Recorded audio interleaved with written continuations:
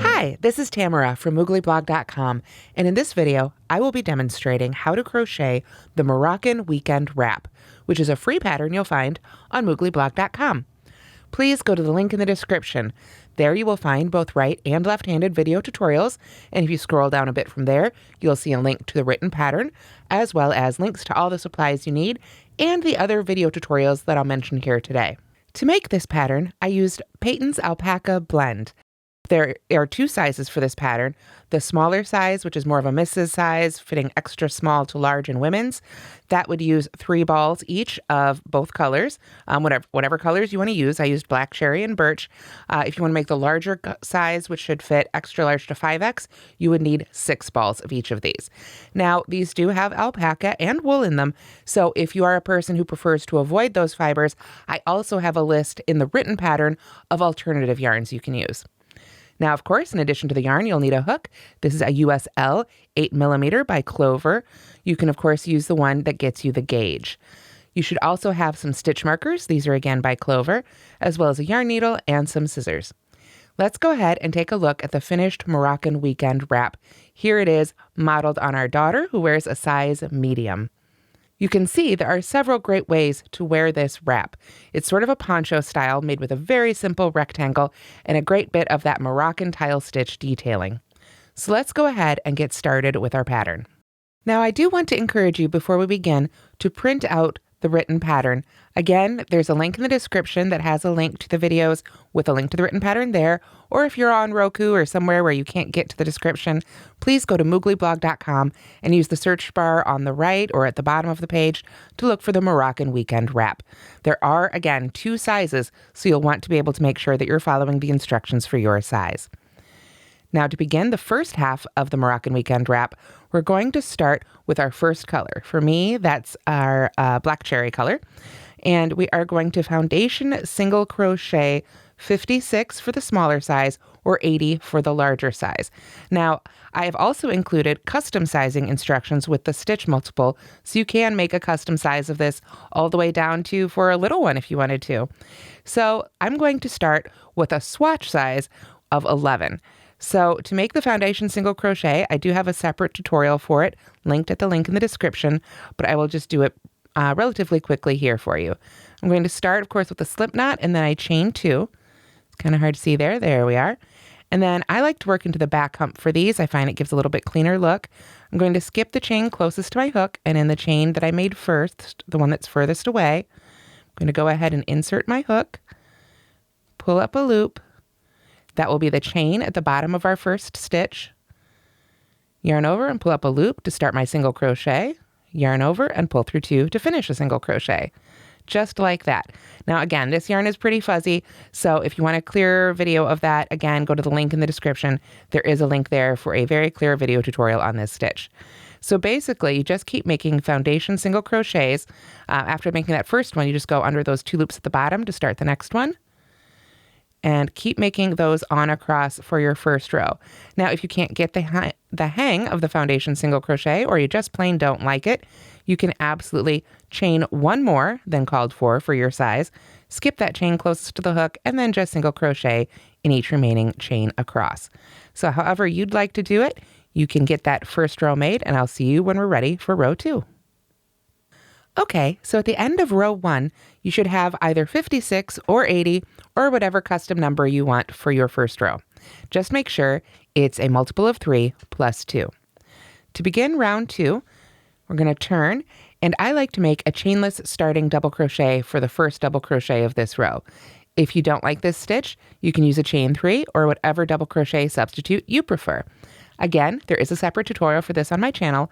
Basically, you pull up a loop to the height of a double crochet, stabilize it with your finger, wrap that loop around your hook, go into that first stitch, pull up a loop of yarn, yarn over, pull through the first loop and behind that wrap, then yarn over and pull through those last 2 loops, finally releasing them. So again, if you want to see a clearer video tutorial of that, please do go to the link in the description or look up the chainless starting double crochet. So then we're going to skip the next stitch, and then we're going to V-stitch in the next stitch.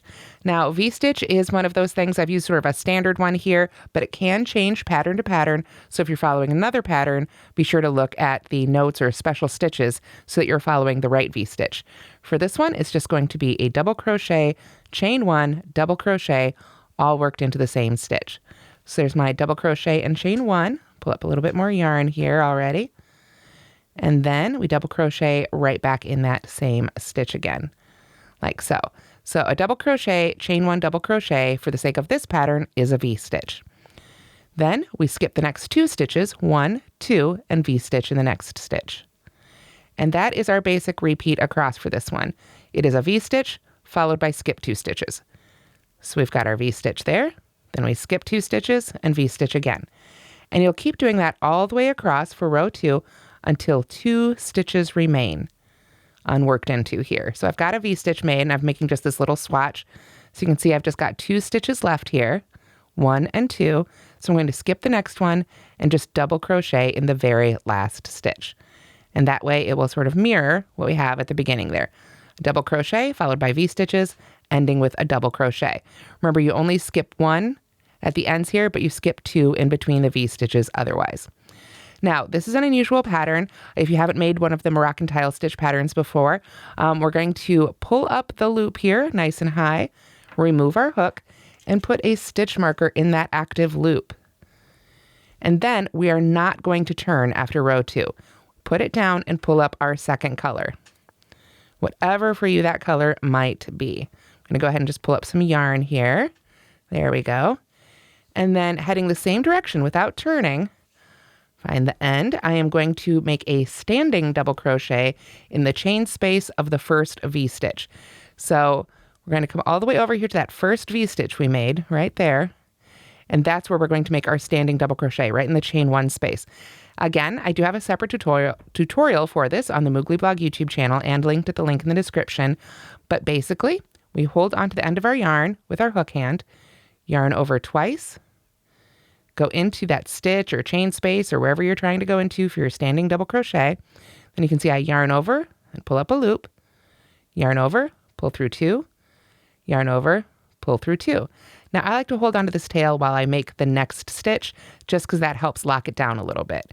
So if you don't like this standing double crochet, you can just join with a slip stitch and chain 3. Again, whatever double crochet substitute you prefer. Then we are going to chain 1. And now you can see that end is sort of locked in, so I can let that drop. And then I will double crochet again right back into that same chain 1 space. And now we've got our first V-stitch for this row. Simply on this row, we're just going to V-stitch in each chain 1 space across.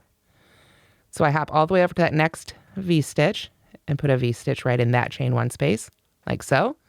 Then hop on over to the next one. And you're just going to continue doing this all the way across until you get to that very last V-stitch in the previous row. Put a V-stitch in there, and then you're done. Don't worry about these double crochets on the end. We'll take care of those in a minute. So you'll have the same number of actual V-stitches in row 2 that you do in row 3. So after you've finished all those V-stitches, we're just going to pull up that loop now and put a stitch marker in there. And the reason we put the stitch markers in is so that as I'm making the other colored row, we don't accidentally pull out our stitches. Nothing worse than losing your stitches in the previous row, then you have to pull a bunch of stuff out and redo it. So those stitch markers are very important. Okay, so now we're ready to begin row 4. So to begin row 4, what we're going to do is take this stitch marker out of our A color here, we'll just call this color A, insert our hook back in that loop and pull it down here. And when you do that, you want to make sure that when you pull down on that working yarn, that the part that moves, the part of the loop that moves, is in front of your hook.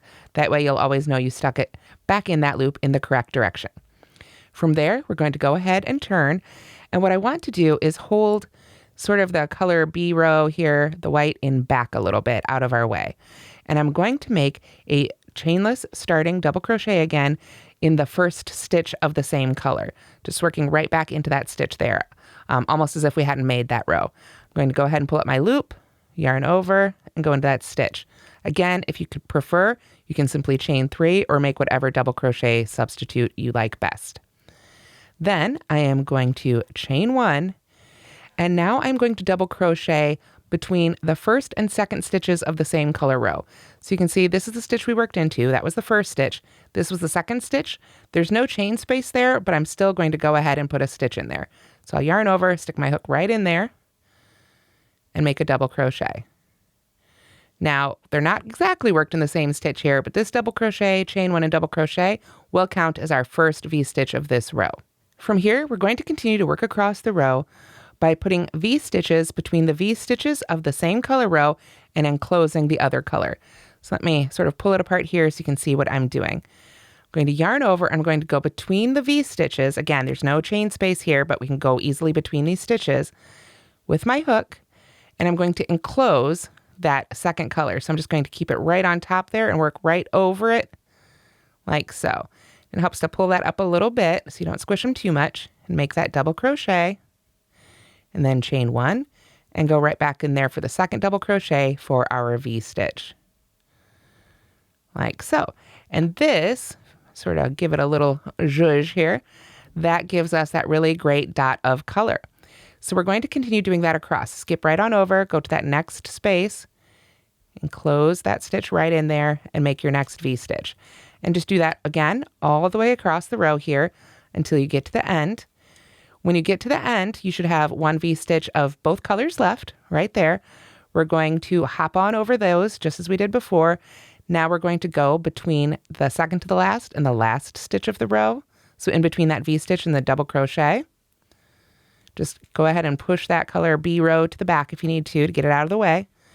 Then we chain one and finish it up with a double crochet right in the top of that last double crochet. So that gives us a really nice straight edge. And again, although they aren't in the exact same space, we're going to count that final double crochet, chain one, double crochet as our last V-stitch. So you'll notice on our little swatch here, in the previous rows, we had 3 V-stitches. Now in this row, row 4, we've got 4 V-stitches. So when you make whatever size you're making, when you go from rows 3 to 4, you're going to be increasing by a V-stitch, one more V-stitch in that row, however many that may be. Okay, so after you've finished crocheting across row 4, once more, we're going to pull up our loop, put down our hook, and put in our stitch marker.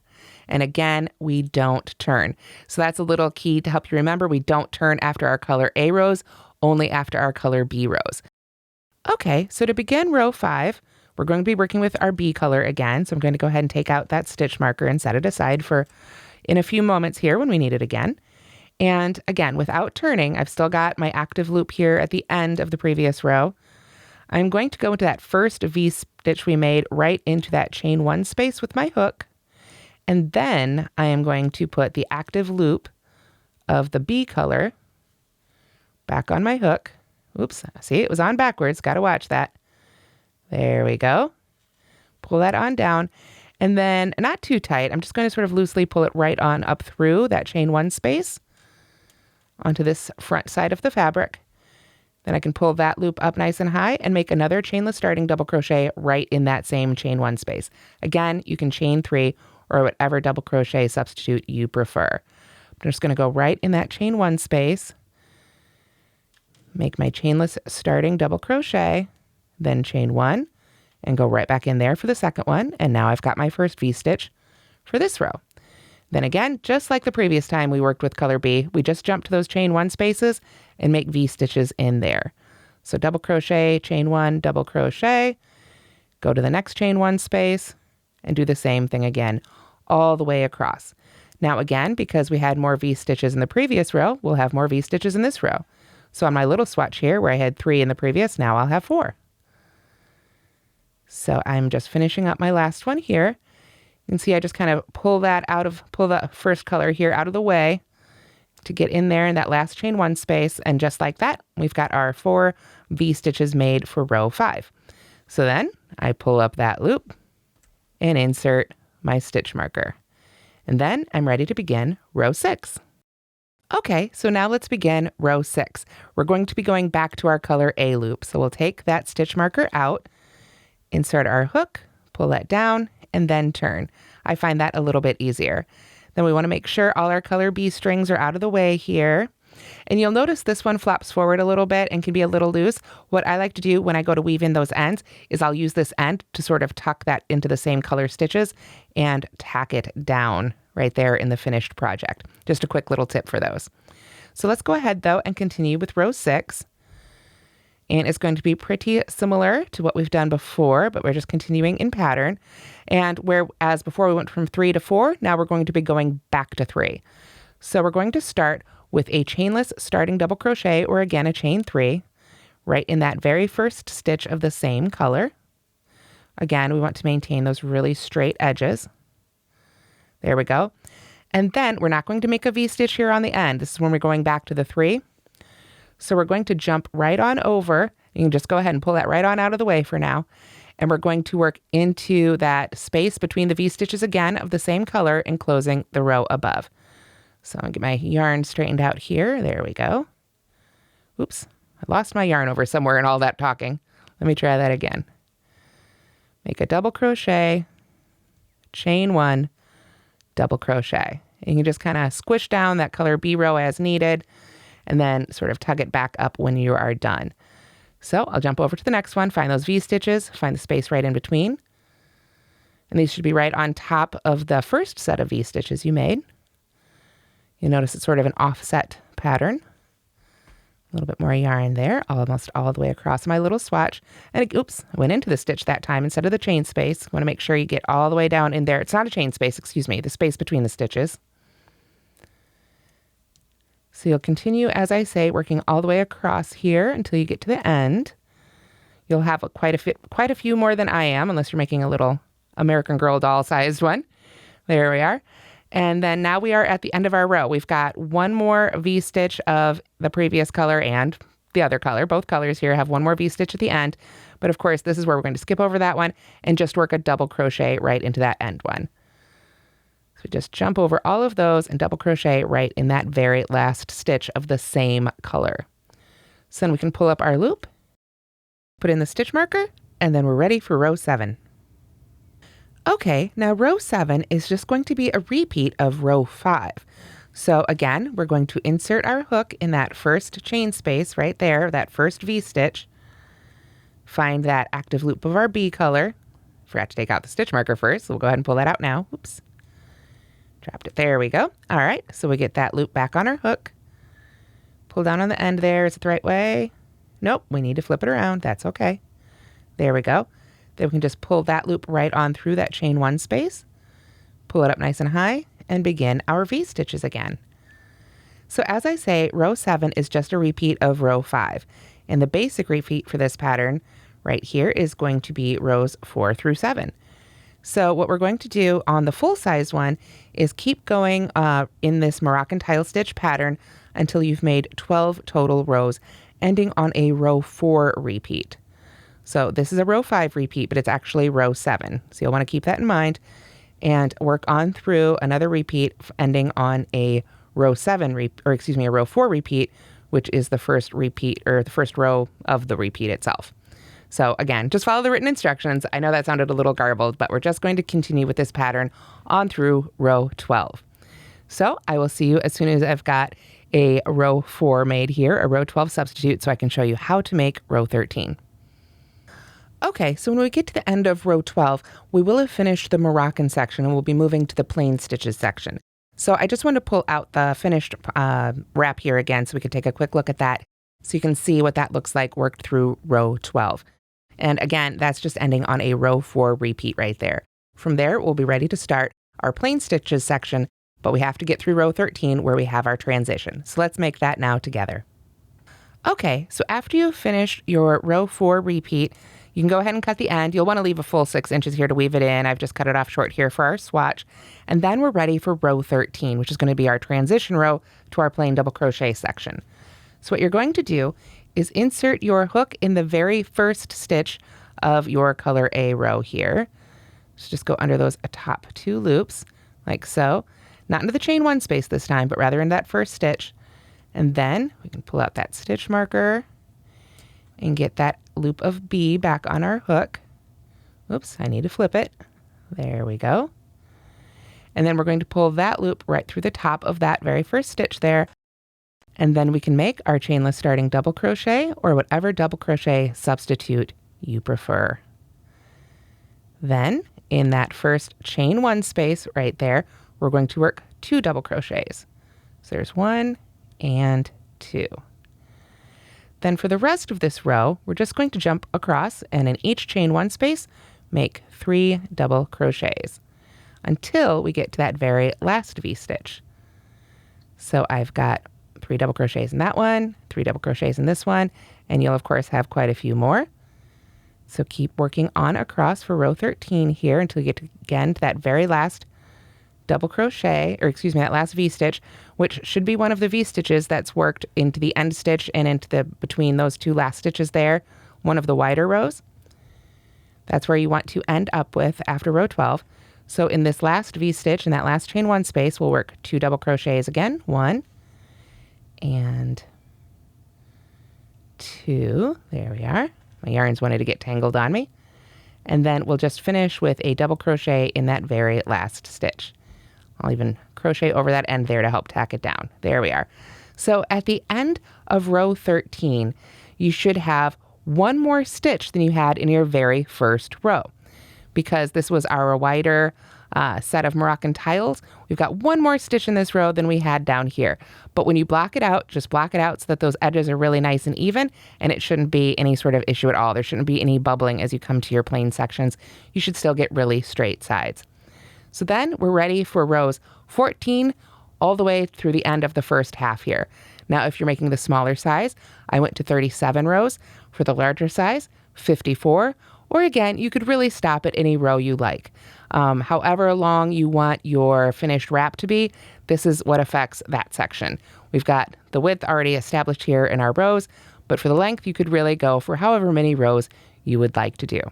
So rows 14 through till the end are all the same. You just double crochet in that first stitch, again, however you like to do it. I like my chainless starting double crochet for sure. And then double crochet in each stitch across. And that's it. So you'll keep doing that until you've got your first half made.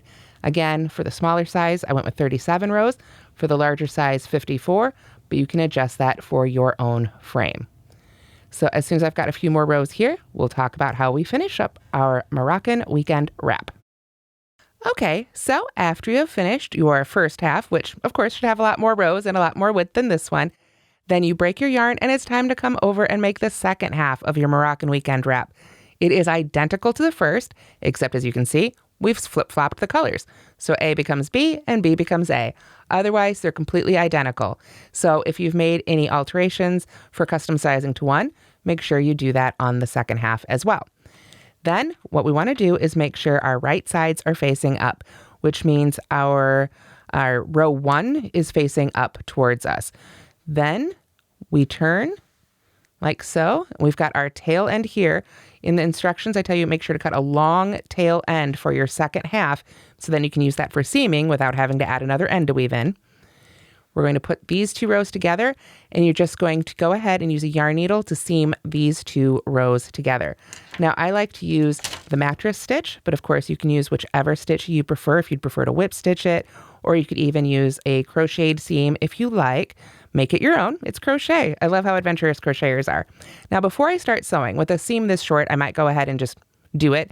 But generally speaking, especially if you're making a full-size wrap, I would recommend that you take your stitch markers here and match up each one of those stitches. You can start at one end, just get the first stitch of each row here together and lock together, and then come down to the other end and get those paired up, and then add a few more every 5, 10, 15, whatever makes you comfortable, every so many along the row so that they are paired up and you know you don't accidentally miss one on either side. Especially when you're working with slightly darker colors, it can be a little bit easier to accidentally miss one of those.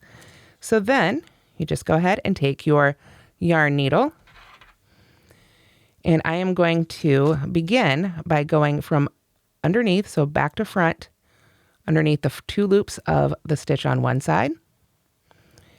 And then I come over to the other side and I go from underneath back to front under the 2 loops of that stitch. I pull those in. Then I go to the next stitch on the first side, come underneath and sew. Then it's kind of hard to do it on camera without getting my hand in the way here. Go under the second stitch on the first side and pull that through. So you just want to keep going back and forth, working back to front. And again, if you'd like a closer look at this, there is a linked tutorial at the link in the description. Okay, so once you've got your two pieces seamed together, then what we're going to do is put an edging all the way around. It's very simple. We're just going to single crochet all the way around the piece. But what I like to do, and it does involve a few more color changes, I like to make sure that I'm working the same color into that color. So anytime I'm putting an edging on my color A, I will use color A. When I'm single crocheting into the side of color B, I'll use color B. So let me show you what that looks like on the finished wrap. So here you can see the single crochet edging that I worked around the full-size Moroccan weekend wrap. And you can see those single crochets are worked in the same color right along. When you make the change, when you're making that last stitch of one color, rather than pulling through and finishing the stitch for that last yarn over and pull through two, you would want to yarn over and pull through with the new color to make that a really nice, clean color switch. So when you're working along the sides, I find that double crochets, it works really well to have 2 single crochets in each of those. And then of course at the ends, you've just got your stitches, so you can just crochet right into the bottom of those foundation stitches or whatever single crochets you made. After that, we're ready to seam up the shoulder, leaving the neck hole, and we will be finishing up our Moroccan weekend wraps. Okay, so back to our swatch real quickly. At this point, we're going to pretend we've got our edging on there, and we're going to fold it in half right on that line where we seamed them together. Like so, just like that. Then what we want to do, again, this is on our full-size one, we want to make sure to leave 10 inches open here for our neck. So we start seaming at this end, right here where our 2 Moroccan sections meet. We will want to sew, and it'll be a lot easier because we've got our nice edging on there, so we can just do our mattress stitch right underneath those stitches. We'll want to seam right up until there are just 10 inches across, not 10 inches all the way around, but 10 inches this way left open for our neckline. So again, I'll pull up the finished one and we can see what that looks like. So here we have the finished Moroccan weekend wrap, and you can see we've got our edging on it, and you can see the stitching right here, which I think gives it a really nice touch, where I have seamed up my shoulder, but I have left 10 inches, so it's 20 inches around, 10 inches unseamed, and this becomes the hole for your head. So this becomes the shoulder seam, and after that, all you have to do is weave in those ends, and you are ready to wear your Moroccan weekend wrap. And that's how to crochet the Moroccan weekend wrap. Thank you for watching this video. If you liked it, please give it a thumbs up, and don't forget to subscribe to the Moogly YouTube channel. It really helps us out. Again, in the link in the description, you'll find both right and left-handed video tutorials, as well as a link to the written pattern and all of the supplies you need and the other video tutorials I've mentioned here today. So please do check that out on mooglyblog.com. Have a great day, everybody.